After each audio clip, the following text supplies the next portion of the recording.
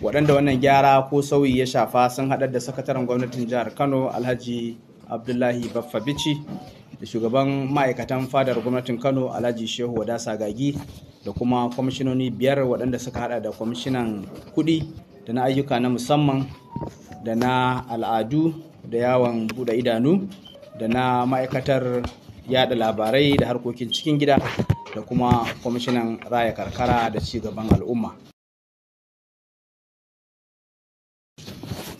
Assalamu alaikum malumar jihar Kano.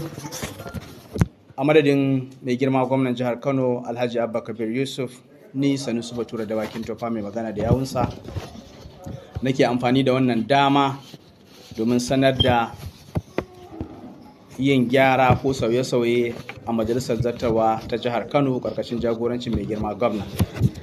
Waɗanda wannan gyara ko sauyi ya shafa sun haɗar da sakataren gwamnatin jihar Kano Alhaji Abdullahi Baffa Bichi da shugaban ma'aikatan fadar gwamnatin Kano Alhaji Shehu Wada Sagagi da kuma kwamishinoni 5 waɗanda suka haɗa da kwamishinan kuɗi da na ayyuka na musamman da na al'adu da yawon buɗe idanu da na ma'aikatar yada labarai da harkokin cikin gida da kuma kwamishinan raya karkara da ci gaban al'umma. Sauran kwamishinoni an canja musu gurare, wasu kuma an bar su a inda suke, kuma mai girma gwamna ya ɗau wannan mataki ne a ƙoƙarinsa na tabbatar da ingancin ayyuka a wannan gwamnati tasa mai albarka domin tabbatar da roman dimokuraɗiyya ga al'umma wannan jiha tamu mai albarka. Na gode. On behalf of His Excellency the Executive Governor of Kano State Alhaji Abba Kabir Yusuf, I, Sanusi Bature Dawakin Tofa, the spokesperson to the Governor of Kano State, wish to announce a major reshuffle into the State Executive Council. This cabinet shake-up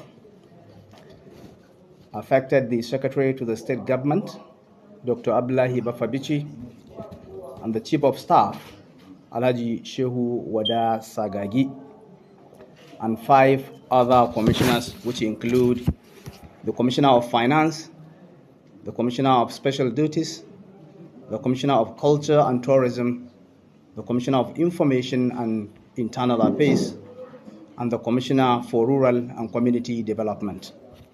A host of other commissioners are reassigned to various ministries, and others are retained in their respective positions. This decision of His Excellency, the Governor of Kano State, is for bringing optimum performance into the cabinet that will drive the dividend of democracy to the good people of Kano State.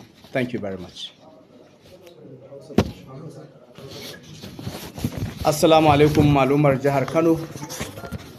A madadin mai girma gwamnan jihar Kano Alhaji Abba Kabir Yusuf, ni Sanusi Bature Dawakin Tofa mai magana da yawunsa nake amfani da wannan dama domin sanar da yin gyara ko sauye-sauye a majalisar zartarwa ta jihar Kano karkashin jagorancin mai girma gwamna.